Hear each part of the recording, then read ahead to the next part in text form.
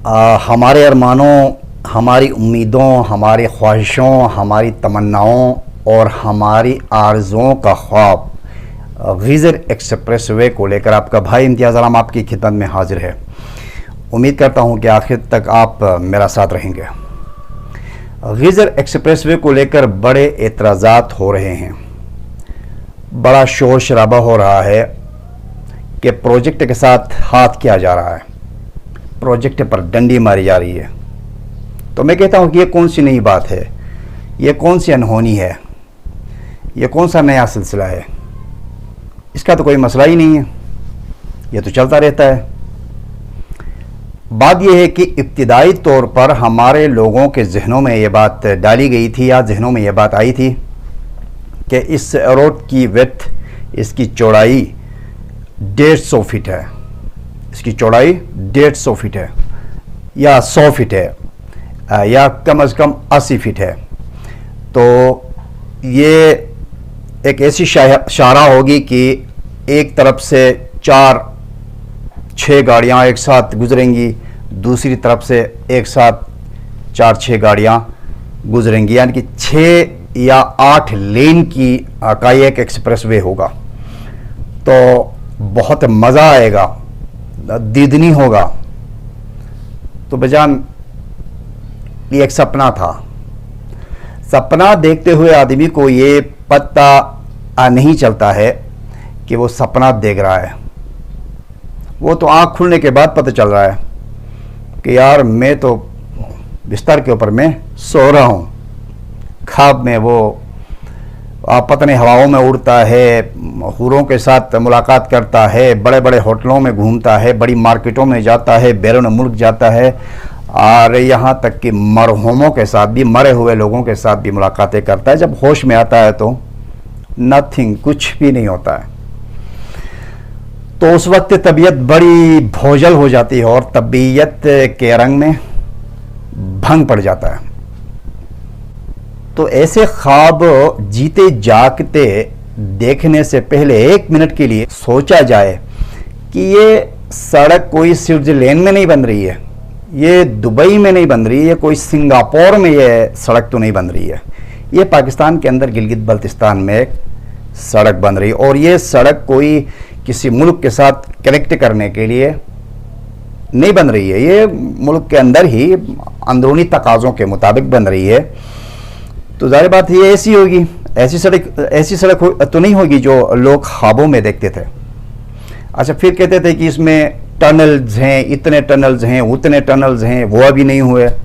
तो बजान मैं आपको बता दूं कि ये टनल बनाना हमारा काम नहीं है, ये हमारा सब्जेक्ट ही नहीं, ये हमारा टॉपिक ही नहीं है। टनल चाइना वाले बनाते हैं, टनल बनाना चाइना वालों की इंजीनियरिंग है, वो उनका काम है। अगर किसी तरह से ये प्रोजेक्ट उनके हाथ जाता तो वो टनल बना लेते। अब तो ये हमारे हाथ में है, हम तो अपने हिसाब से बनाएंगे और अपने हिसाब से हम बना रहे हैं, ठीक बना रहे हैं, काम चल रहा है। अच्छा, उसके ऊपर जनाब वाला कहते हैं कि ये 50 अरब का है, 52 अरब का है, 55 अरब का मंसूबा है, इतना अरबों का मंसूबा है।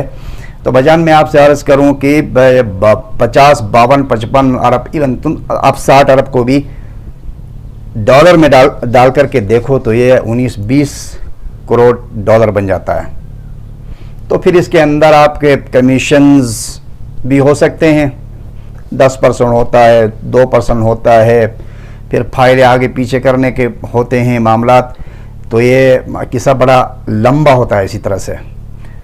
अच्छा, शहरियों का तो हक है, वो पूछेंगे, वो सवाल करेंगे कि रकम ठीक इस्तेमाल होनी चाहिए, इसकी साख्त के बारे में, इसके मयार के बारे में सवालात उठाना ये कहीं के भी दुनिया के किसी कोने के भी शहरियों का ये राइट होता है कि किसी भी मंसूबे के ऊपर, और वो मंसूबा जो आवाम के लिए बन रहा है उसके ऊपर वो सवालात करेंगे, ये उनका कानूनी लीगल राइट है। लेकिन बात यह है कि जब तक ये ड्राइंग क्या है, इसकी डिज़ाइन क्या है, वो आम पब्लिक तक पब्लिश नहीं की जाएगी, ये सवालात होते रहेंगे। तो मैंने उसको इस रोड को मैंने माप लिया, मैंने नाप लिया उसको। अभी मौजूदा वक्त में जो कारपेट बिछाई गई है, जो पक्की कारपेट बिछाई गई है, उसकी चौड़ाई जो है ना, विड्थ उसकी 24 फीट है और उसकी ऊंचाई, थिकनेस 4 इंच है। तो मेरे अनकन्फर्म किसी ज़राए से मैंने मालूमात ली तो उसका कहना था कि इसके ऊपर 3 इंच की एक और लेयर जाएगी उसकी तारकोल की, उसके ऊपर फिर वो क्या कहते हैं फिनिशिंग के लिए, पॉलिशिंग के लिए फिर 1 इंच की और लेयर इसके ऊपर डली जाएगी, तब जाकर के ये रोड अपने असल शक्ल में तब्दील हो जाएगी।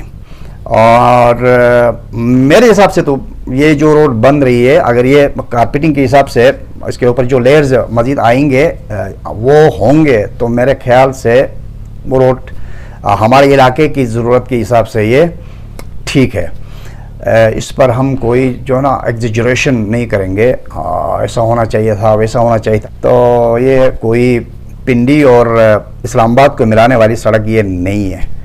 आप ये रोड भी ठीक तरीके से रेडी हो जाएगी ना तो मैं तो खुश हूँगा, क्योंकि मौजूदा हमारी जो रोड है या थी इसके ऊपर यह है कि ये जो मुरियाँ लाने वाले डॉटसन्स और ये हरे नंबर प्लेट वाली गाड़ियाँ ऐसे आती थी कि जैसे ये सड़क है उन्हीं के लिए, ये वन वे है तो उन्हीं के लिए बनाई गई, वो बिल्कुल बीच में से बड़े ज़ोर से गुजरते थे तो हम लोगों को किनारे होना पड़ता था, कच्चे पे जाना पड़ता था। तो अब यह है कि डबल वे होगी तो ये गाड़ियाँ अपने लेन से गुजरेंगी तो लोगों को डिस्टर्बेंस नहीं होगा। बाकी देखते हैं कि उसके तैयार होने के बाद क्या होता है। उसके तैयार होने के बाद हम लोग उस रोड को किस तरह से ट्रीट करते हैं उस पर फिर उस वक्त बताएंगे कि हम कौमी अमलाक के साथ, सरकारी अमलाक समझकर उनके साथ हम क्या करते हैं हम, और उस वक्त क्या करेंगे उस पर अलग से बात करेंगे। तो भाई जान बात उम्मीद है कि अच्छी लगी होगी। लाइक कीजिए, कमेंट कीजिए और चैनल को सब्सक्राइब कीजिए। अपनी गाड़ी को आहिस्ता से चलाएं। अल्लाह निगहबान।